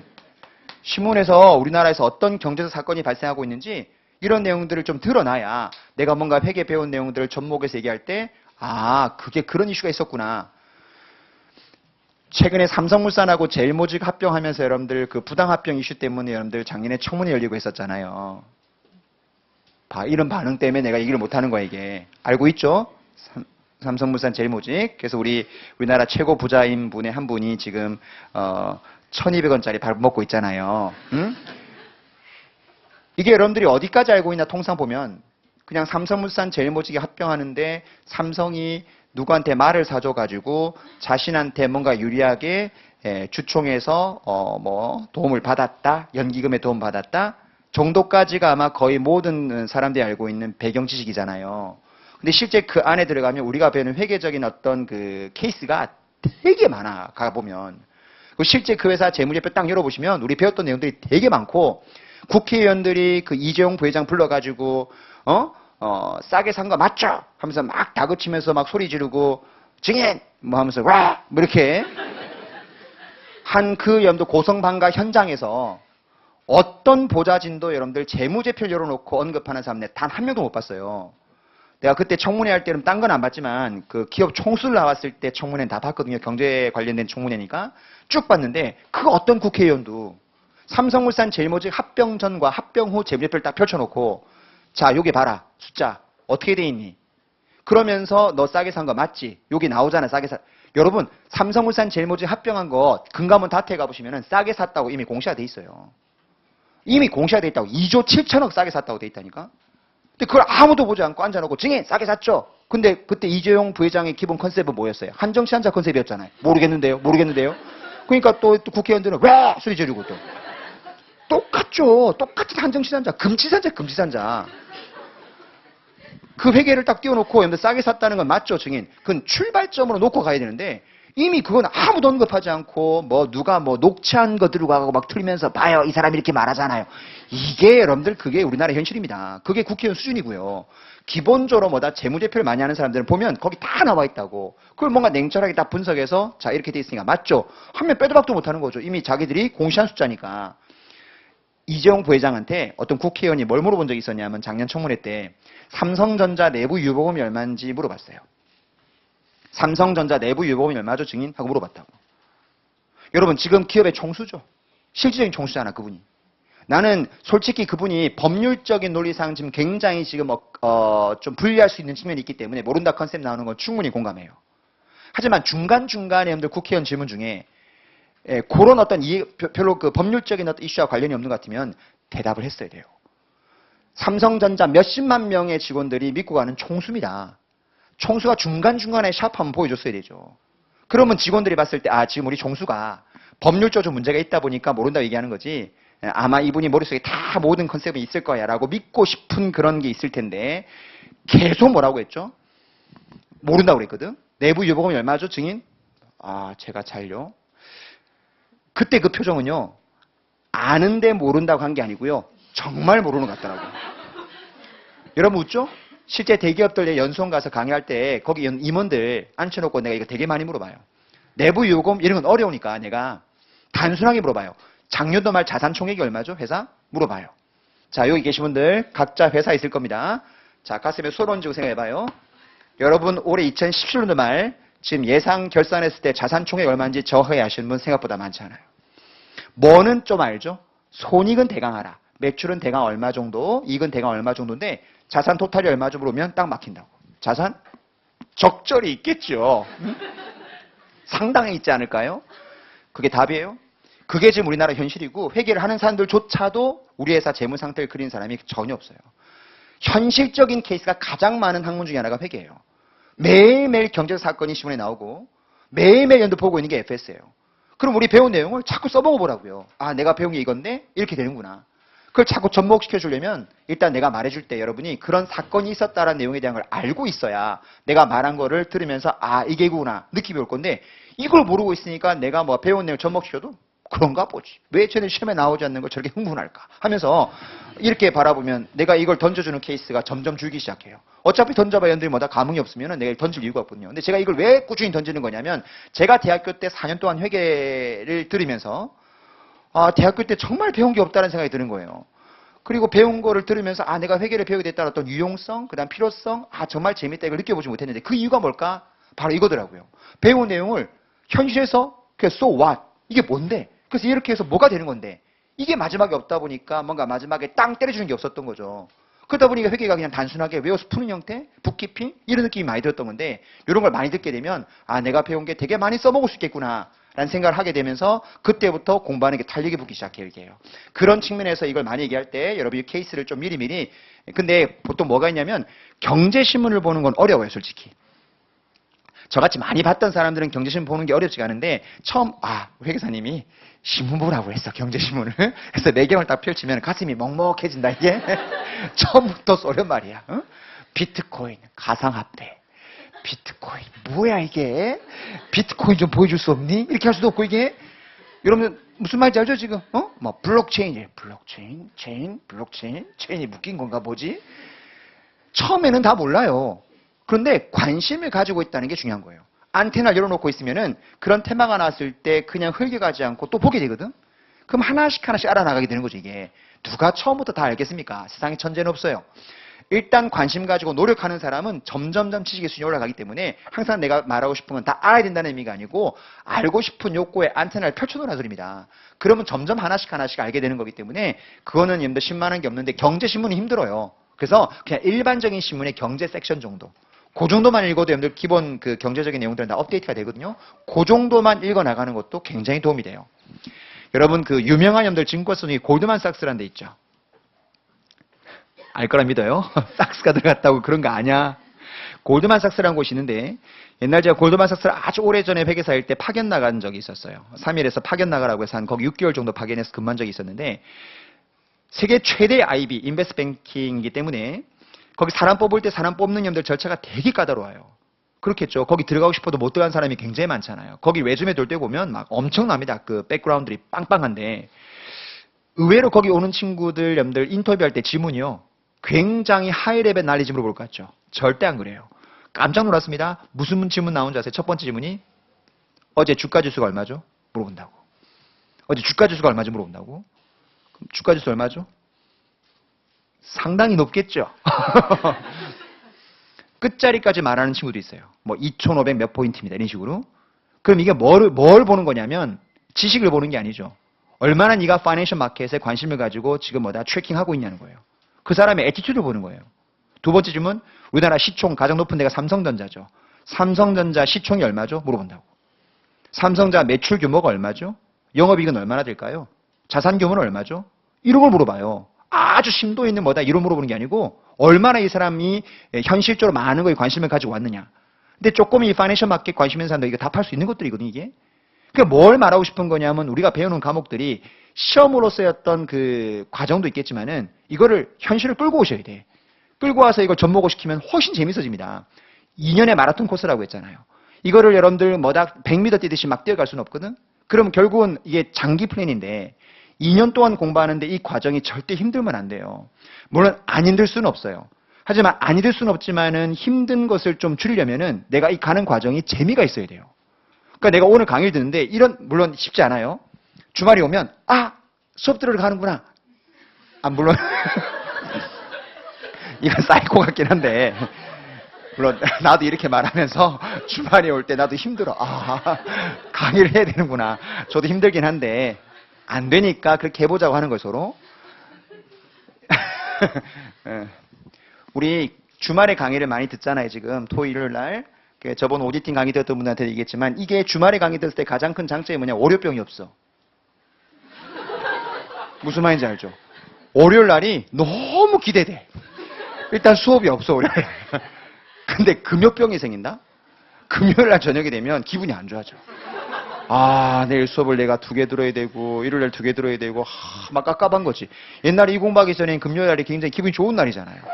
근데 금요일 날이 가장 기분이 안 좋아진다, 이게. 뭘 말하고 싶은 거냐면 여러분들 이 공부가 끝날 때까지는 이게 큰 버든이 돼가지고 정신적인 프레셔를 되게 많이 줘요. 응? 그러니까 어디 가서 쉬어도 편한 느낌으로 쉬지가 않아 이게. 잠을 자도 항상 이 한편에는 공부해야 되는데 이 생각이 있다 보니까 이게 편하게 쉬지를 못해요. 그러면 아무리 잠을 많이 자도 잠을 안 자진 않아도 막 걱정하면서 잠을 자 막 계속. 잠은 10시간씩 잔다? 그런데 개운하지가 않아. 왜? 부담이 있으니까. 사람이요, 정신적인 프레셔가 훨씬 더 중요해요. 육체적인 피로는요, 조금만 염도 우리 아직 젊기 때문에 조금만 염도 풀어주면 금방 회복이 되는데, 정신적인 것은 이게 빨리빨리 풀어주지 않으면 굉장히 육체적으로 버든을 주거든요. 그럼 정신적인 염들보다 버든은 여러분이 풀 수밖에 없다고? 그럼 다시 말하지만 가는 과정 자체가 너무 고역이다 생각하면서 계속 수업 듣게 되면 너무 힘들어지는 겁니다. 그래서 우리가 배우는 내용들 자체를 직장 다니시는 분들은 뭔가 배우는 내용을 들으면서 우리 회사랑 관련된 게 뭐가 있으면 우리 회사에서 저번에 내부 감사 받을 때 이런 이슈가 됐던 게 요게 문제돼서 그렇구나. 이런 거 하나씩 알아나가는 게 이게 여러분들 우리 보통 필라소피아라고 하잖아요. 지적인 호기심 충족하는 게 가장 최고의 뭐라고 합니까? 해피니스를 느낄 수 있는 가장 최상이라고 하지 않습니까? 뭐 그런 사람도 있대요. 소크라테스가 그렇게 얘기했다는데 아직까지 우리는 그런 경지는 아니지만은 그런 경지가 될 수 있게 노력은 해볼 수 있다라는 거죠. 그렇게 좀 했으면 좋겠다. 그런 과정에서 제가 케이스를 많이 던져줄 거니까 그 케이스를 이해하려면은 조금 이게 안테나를 펼쳐놓고 우리나라에 어떤 일들이 벌어지고 있는지에 대해서 좀 알았으면 좋겠다는 게 제가 바라는 바라고 생각하시면 돼요. 됐죠? 그 정도 감 잡고 강의 바로 진행합시다. 이제 자 부교재 가서 첫 번째 1장 가서 보시죠.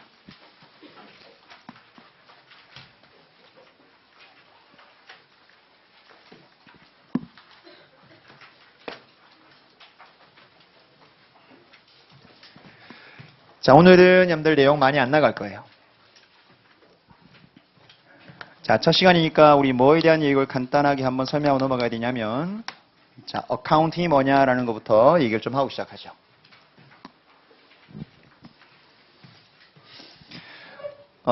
회계 원리는 수업을 들었다는 전제에서 강의할게요.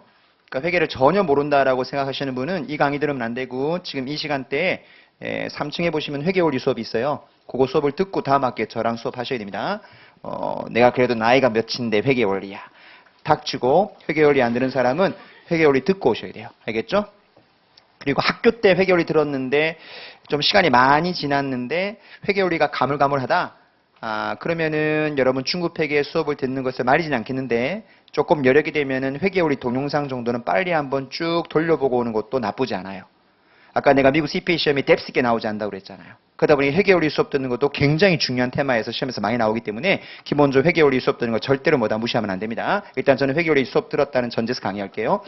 우리 보통 회계원리 수업 처음 이제 대학교 들어가서 들으면은 제일 먼저 교수님들 강의할 때 이거부터 시작해요. 어카운팅이 뭐냐? 자, 뭐라고 보통 하죠? 어카운팅이 뭐냐? 이렇게 물어보면 뭐라고 보통 이제 회계책에 나와요. 뭘 주는 거라고 얘기하죠? 유용한 정보를 주는 거다라고 했어요. 이미 메모리가 돼 있어요. 유용한 정보를 주는 거라고 암기는 돼 있어요. 그래요. 시험 목적상은 그래요. 그게 내가 아까 얘기한 거예요. 회계를 4년 내내 경영학과에서 배웠는데 회계에 저희가 유용한 정보를 주는 거라고 우리가 정의를 배웠지만 정말로 우리가 회계 정보를 통해서 유용한 정보를 느껴본 적이 있냐는 거예요. 그건 단 한 번도 없다는 거죠. 보통 우리가 회계를 배운다고 하지만 우리가 주로 배웠던 내용들은 다 이 북키핑이었던 거죠. 이 북키핑이 여러분들 뭐다 중요하지 않다는 의미는 아니에요. 하지만 북키핑보다 훨씬 넓은 컨셉이 어카운팅인데 이제 강의를 듣다 보면 회계가 정보를 주는구나. 아마 오늘 수업만 들어도 몇 가지 내용을 아마 감을 잡게 될 겁니다. 자, 회계는 일단 정보를 주는 거다라고 돼 있어요. 우리가 야, 너 그 회계 공부 좀 할래?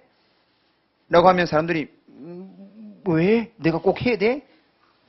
내가 너한테 정보를 주는 메커니즘에 대해서 좀 내가 너한테 알려주려고 하는데 들어볼래? 그러니까 뭔가 인포메이션을 줄게. 라고 하면 거의 모든 사람들은 뭔데? 뭐 좋은 건가? 뭐 이렇게 관심을 가지게 돼요. 우리 회계라는 것은 이 정보를 주는 시스템이에요. 자꾸 여러분들 회계를 이 북키핑이라고 생각하다 보니까 재미가 없고 굉장히 드라이한 학문이고 이렇게 생각하지만 정보를 주는 거다라고 하는 패러다임으로 접근하게 되면은 이게 다른 차원의 문제가 되는 거죠. 지금 땡겨서 말할 수는 없지만 아까 제가 말한 대우조선해양 같은 케이스 그 재무제표에 뭐다 한 두 가지의 어떤 인디케이터를 보게 되면 아, 이 기업이 뭔가 분식하는 느낌이 드는데라는 징후가 확 보이는데 재밌는 게 그 분식 징후가 작년도에 홍보 항공우주람 회사 혹시 아세요? 카이라고 항공우주람 회사도 분식회계로 여러분들 뭐다 신문에 떴거든? 그 기업이 대우조선해양이랑 모양이 비슷해요. 그럼 뭔가 분명히 분식 징후가 FS에 있다는 소리입니다. 근데 그만큼 그거에 대한 징후를 빨리빨리 필터링해서 걸러내는 그런 구조가 지금 안 돼 있다는 거거든요, 실제. 그래서 여러분 우리가 회계 배우게 되면 나중에 우리 다음 주에 그 강의할 때 설명해 줄 텐데 들으시면 아, 이게 요런 걸 보게 되면 금방 찾아낼 수 있는 거구나라는 느끼게 될 건데 그런 것들이 정보를 주는 거죠, 이게. 그럼 회계라는 걸 정보를 주는 시스템이라는 걸 좀 더 자세히 설명하면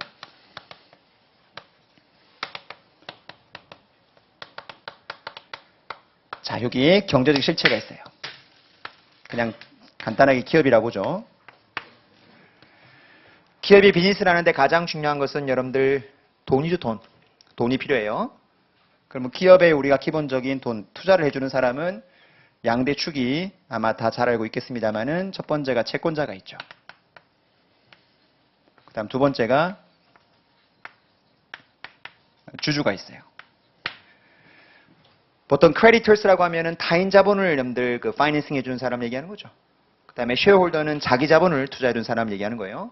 그럼 이런 사람들한테 투자를 받아서 우리가 기업이 이제 비즈니스를 운영하게 되는 건데 문제는 이런 크레디터나 쉐어홀더한테 투자를 받으려면은 이 경제적 실체는 이런 크레디터나 쉐어홀더들한테 자신의 정보를 제공해 줘야 돼요. 우리가 자산이 얼마가 있고 빚을 얼마를 지고 있고 얼마를 벌어 쌓아놨고 내부 유보금이 얼마고 매출액은 얼마가 되고 영업이익은 얼마가 났고 당기순이 얼마나 났습니다. 보여줘야 기본적인 크레디터나 쉐어홀더는 투자를 한 걸 처리할 건지 투자를 할 건지 말 건지 그걸 결정할 수가 있는 거죠. 이때 이 과정에서 이 경제적 실체가 요 이해관계자들한테 뭔가 정보를 주는 이 메커니즘 이걸 뭐라고 하는 거죠? 이걸 어카운팅이라고 하는 거 쉽게. 어떤 한 기업에 뭔가 이해관계자들한테 이 기업에 유용한 정보를 주는 메커니즘을 뭐라고 한다고요? 어카운팅이라고 하는 거죠. 자, 그러면 요 이해관계자라고 했을 때 과연 이 두 큰 이해관계자 말고 이해관계자가 또 없느냐? 있겠죠? 보통 이해관계자라고 하면 그 기업에서 뭔가 내가 리턴을 받을 수 있는 사람들을 이해관계자라고 하는 거예요. 쉽게 뭔가 떡고물이 떨어지는 사람들. 크레디터는 여러분들 떡고물로 뭘 받죠? 이자를 받죠. 돈을 빌려주고 이자를 받아요. 쉐어홀더는 디비던드를 받죠. 배당을. 그러면 이자나 배당을 받는 채권자 주주 말고 또 떡고물 받을 수 있는 사람이 누가 있죠? 정부죠. 정부는 뭘 받아가요? 텍스. 지금 텍스를 더 올리겠다는 거지 않습니까? 그죠? 자, 요건 나중에 내가 할 얘기가 많은데 어쨌든 텍스를 굉장히 많이 올려요. 가버먼트가. 그럼 텍스를 이제 걷어가겠다는 거죠. 그 다음 또 이해관계자에 누가 있냐면 매니지먼트. 매니지먼트는 실적이 좋으면 뭐다? 보너스를 받죠. 이런 사람들을 보통 이해관계자라고 그래요. 그런데 나눌게요. 여기 나오는 채권자, 주주, 가버먼트, 매니지먼트. 이 사람들이 가장 대표적인 4대 정보 이용자라고 해요. 근데 여기 나오는 세 사람들, 크레디터나 쉐어홀더나 가버먼트는 회사 내부에 있는 사람들이 아니에요. 회사 외부에 있는 사람들이에요. 외부에 있는 정보 이용자들은 이 회사 내부 정보를 잘 알지 못해요. 그래서 이걸 조금 세련되게 뭐라고 표현하냐면 information이 비대칭적이라고 그래요. information asymmetry라고 하는데 얘의 정보를 얘들은 잘 알지 못해. 그러다 보니까 얘가 이 외부 이해관계자들한테 정보를 주는 이 시스템은 항상 뭐가 생길 수가 있냐면은 information에서 리스크가 존재할 수 있어요. 여러분 어떤 사람이 나한테 정보를 주는데요. 그 정보를 주는 사람하고 정보를 이용하는 사람이 그 정보를 똑같이 다 알고 있어. 똑같이 다 잘 알고 있다. 그럼 그 정보는 잘못될 수가 없죠. 자, 어려운 말 하는 거 아니지 지금. 이 사람이 나한테 뭔가 정보를 얘기하는데 걔가 아는 것만큼 나도 알아. 그럼 얘는 나를 속일 수가 없다고. 근데 얘가 아는 것만큼 내가 알지를 못해. 그럼 그 과정에서 얘가 주는 정보는 항상 잘못될 수 있는 여지가 있는 거죠. 이게 우리 회계에서 information risk라고 그래요. 정보가 잘못될 수 있는 리스크. 그러면 외부 이해관계자는 얘가 나한테 뭔가 정보를 줄 때 잘못될 수 있는 여지가 있단 말이에요, 이게. 근데 내부 정보 이용자한테 정보를 주는 이 메커니즘은 정보 이용자라고 내가 매니지먼트를 얘기했지만 실제 이 사람은 정보 이용자임과 동시에 정보를 정하고 있는 기업의 책임자이기도 해요. 그러면 지가 정보를 만들어서 지가 정보 이용하는 거니까 이 과정에서는 뭐가 존재할 수가 없죠? 정보의 비대칭성이 없는 겁니다. 그럼 얘한테 제공하는 정보의 기본 메커니즘은 리스크가 존재하지 않아요. 그럼 결론이 뭐가 나오냐? 외부 이용자한테 정보를 주는 이 시스템은 뭐가 필요한 거죠? 규제가 필요한 규제가. 아무래도 정보를 제공하는 사람이 자기한테 더 유리한 정보를 줄 수 있도록 그렇게 유리하게 정보를 제공할 수 있는 윤이 생기다 보니까 국가가 개입하는 거죠. 어떻게 개입하는 거냐? 야, 외부 정보 이용자들한테 정보를 제공할 때는 이 정보가 비대칭적이기 때문에 정보가 잘못될 수 있고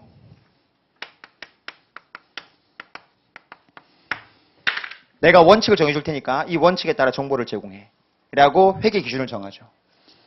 그런 다음에 이 회계 기준에 따라서 이 회사가 정보를 잘 주고 있는지를 외부 감사인한테 뭐까지 받으라고 그래요? 검증까지 받으라고 하죠. 이게. 늘 갭이 뭐의 약자죠? Generally Accepted Accounting Principle. 값 이렇게 읽으면 안 돼. Generally Accepted Accounting Principle. 이런 식으로 외부 정보 이용자들한테 정보를 제공하는 이 메커니즘을 우리가 무슨 어카운팅이라고 하냐? 이거를 Financial Accounting이라고 하는 거죠.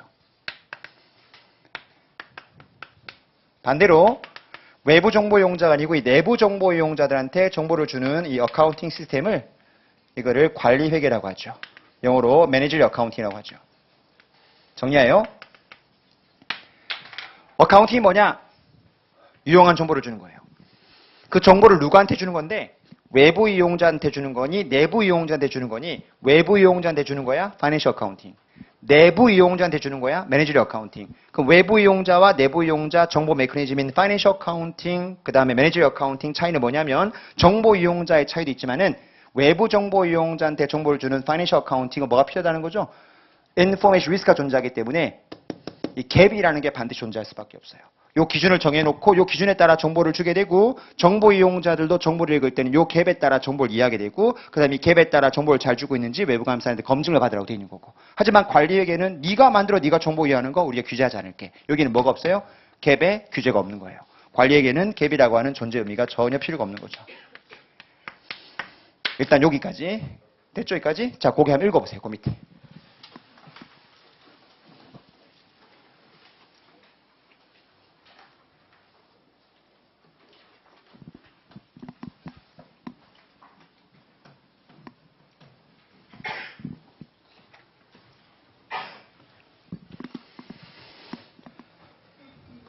됐죠? 별거 아니고요. 다시 해봐 보세요. 그럼 봐요. 어떤 기업이 우리는 지금 우리 매니저 어카운팅 배우는 거예요? 파이낸셜 어카운팅 배우는 거예요? 파이낸셜 어카운팅. 그러니까 우리는 외부 정보 이용자한테 정보를 줄 때 어떤 식으로 정보를 제공하는지를 배운다고 생각하시면 돼요. 그럼 좀 좁은 의미로 우리는 뭘 배운다고 생각하셔도 되죠? 바로 이 갭을 배운다고 생각하셔도 되는 거죠. 그렇게 이해하시면 되고. 그럼 어떤 기업이요? 이 정보 이용자한테 이렇게 정보를 주는 메커니즘을 어카운팅이라고 했는데 정보를 주는 방식. 어떤 방법으로 정보를 줄 거냐 문제인데 여러분 어떤 기업이 정보를 주는 방식은 여러분들 알다시피 뭘 통해 정보를 주죠? 재무제표라고 머릿속에 암기는 돼 있지만 진짜 본 적은 있어요? 여러분이 만약 주식 투자를 했어. 코스닥 기업에 무슨 바이오 투자를 했다고 쳐봐요. 그럼 최소한 투자하기 전에 뭘 봤어야 돼? 그 바이오 회사의 재무제표를 봤어야지. 봤을까? 금감원 다트를 들어간 적은 있을까라는 생각이 드는데 솔직히 내가 어떤 기업에 투자한다라고 하면 여러분들 금감원 다트를 먼저 들어가세요. 네이버를 켜요. 네이버를 열죠. 그다음 회사 이름을 칩니다. 그다음 뭘 먼저 찾나요? 주가 차트를 보죠. 주식 투자를 하겠다는 마음이 있는 사람은 주가 차트를 본다고. 그럼 차트가 이렇게 올라가 주가 이렇게. 그다음 막 떨어져 이렇게. 그다음 올라가기 시작해요. 그 상태에서 어떤 증권사에서 추천 종목이 들어온 거야. 딱 보는 순간 이건가? 하고 들어가죠. 들어가는 순간 어떻게 되죠? 몰라요? 그럼 여기 안 앉아 있겠죠? 다시 떨어지기 시작한다. 이게 우울해질게. 안 되겠다. 빨리 팔자. 팔아요. 파는 순간 그렇죠. 이게 누가 내 옆에 있는 것 같아. 에? 얘가 가만히 보고 셀 올려 이제 바이 떨어뜨려. 이게 기가 막힌 거예요. 이게 주식이라는 게 참 기가 막히거든요. 여러분은 지금 회계 배울 때 분명히 기업들이 정보 이용자한테 유용한 정보를 주는 방법 중에 가장 대표적인 게 재무제표라고 나한테 말했음에도 불구하고 한 번도 FS를 열어본 적이 없는 거예요. 이게 가장 심각한 문제라고 내가 계속 강조하는 겁니다. 이제부터는 네이버보다는 금감원 다트를 더 훨씬 열어 많이 보셔야 돼요. 거기 사업 보고서 이런 거 보시면 진짜 생각보다 엄청나게 자세히 나와요. 내용들이. 제가 기업들 가서 연수원 가서 강의할 때마다 그 기업의 사업 보고서를 여러분들 제가 이렇게 올려서 실제 실무 강의 가면 여러분들 그 기업의 재무 분석을 정말 그렇게 하거든요. 그래서 사업 보고서 열어가지고 어떤 정보들을 보면서 쫙 분석을 해주는데 앉아 계시는 분들이 깜짝깜짝 놀라요. 왜? 그런 정보가 자기 회사 정보가 나온다는 걸 알고 있는 사람이 거의 없는 거죠. 어머 저런 것도 나오네? 하면 다들 막 당황한다 이게. 심지어 내가 제일 그 재밌었던 게 뭐냐면 녹화를 하니까 기업 이름 뺄게요. 굉장히 큰 기업이에요. 굉장히 큰 기업인데 거기 연수원 가가지고 사업 보고서 가보시면 뭐도 나오는지 아세요? 임원 현황이 나와요. 임원들의 학벌이 나오고요. 임원들의 연봉이 나옵니다. 그리고 여러분들 그 회사의 총 직원 수가 나와요. 그리고 1인당 평균 연봉이 다 떠 있습니다. 그러니까 여러분들이 상장 기업 어디 가고 싶다. 평균 연봉 보통 뭐예요? 사업 보고서 열어봅니까? 네이버를 쳐요.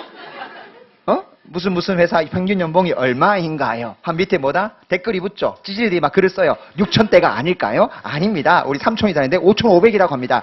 뭐 이 바보 같은 짓이에요. 어딜 가면 된다고요? 금감원 다트에 가서 그 사업 보고서 열면요. 뭐가 딱 나오면 아주 정확한 데이터가 있습니다. 여자 몇 명, 남자 몇 명, 총 임원 몇 명, 용 직원 얼마, 어느 부서 평균 연봉 얼마 딱 찍혀 있다고요. 다 나온다 이거 정보가? 그런 정보를 다 무시하고 뭐다 네이버만 열어보고 있는 거지 이게.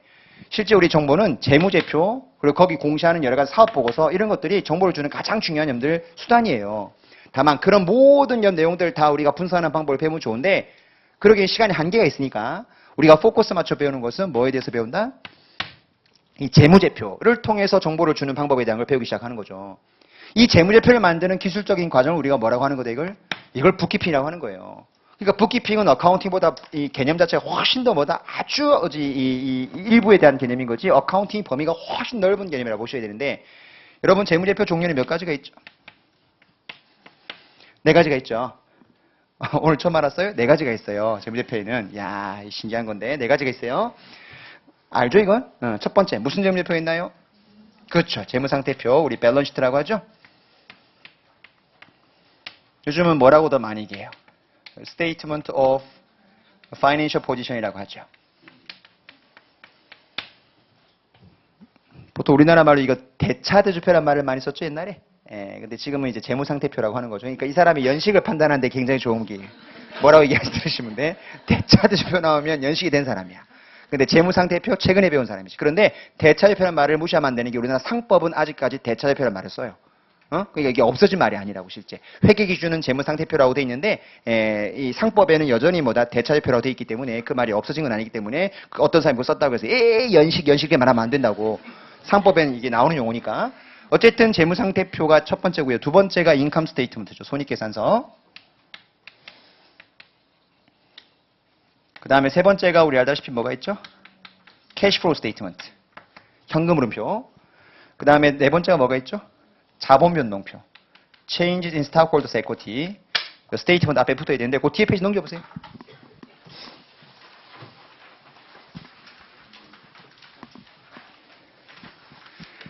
자, 기본적으로 재무제표의 풀세트라고 해가지고 여러분들 거기 보시면 5개가 나와 있을 거예요. 자, 5개가 나와 있는데 내가 칠판에 몇 개 썼죠? 4개 썼죠. 첫 번째 말했던 게 Statement of Financial Position, 다른 말로 밸런시트, 재무상태표. 두 번째가 Statement of Income이라고 하는 경우도 있고요. Statement of Earnings라고 하는 경우도 있어요. Income Statement, 손익계산서.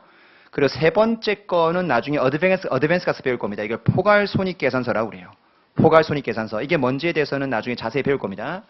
일단 지금 너무 부담되면 여러분들 그건 빼고요. 그 다음 네 번째가 캐시플로우 스테이트먼트. 그 다음 네 번째가 그 자본 변동표라고 되어 있는 스테이트먼트가 보이죠.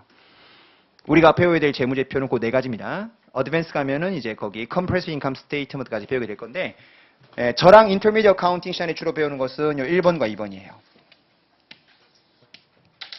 3번과 4번하고 아까 안 봤던 컴프레스 인컴 스테이트먼트까지는 요건 어드밴스가 주로 배울 거예요. 저하고는 1번, 2번을 주로 배울 건데 오늘의 강의 가장 큰 목적은 뭐냐? 앞으로 우리가 지금 2달 동안 배우게 될 요 BS하고 이 IS의 폼이 있겠죠. 그 폼을 배우는 게 오늘의 강의의 다예요. 그래서 어디를 먼저 한번 넘겨볼 거냐면 뒤에 잠깐만 넘겨보세요.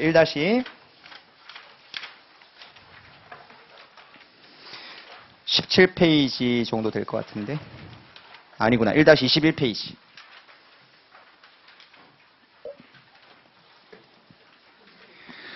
1-1페이지 보시면은 여러분들 재무상태표 보이세요?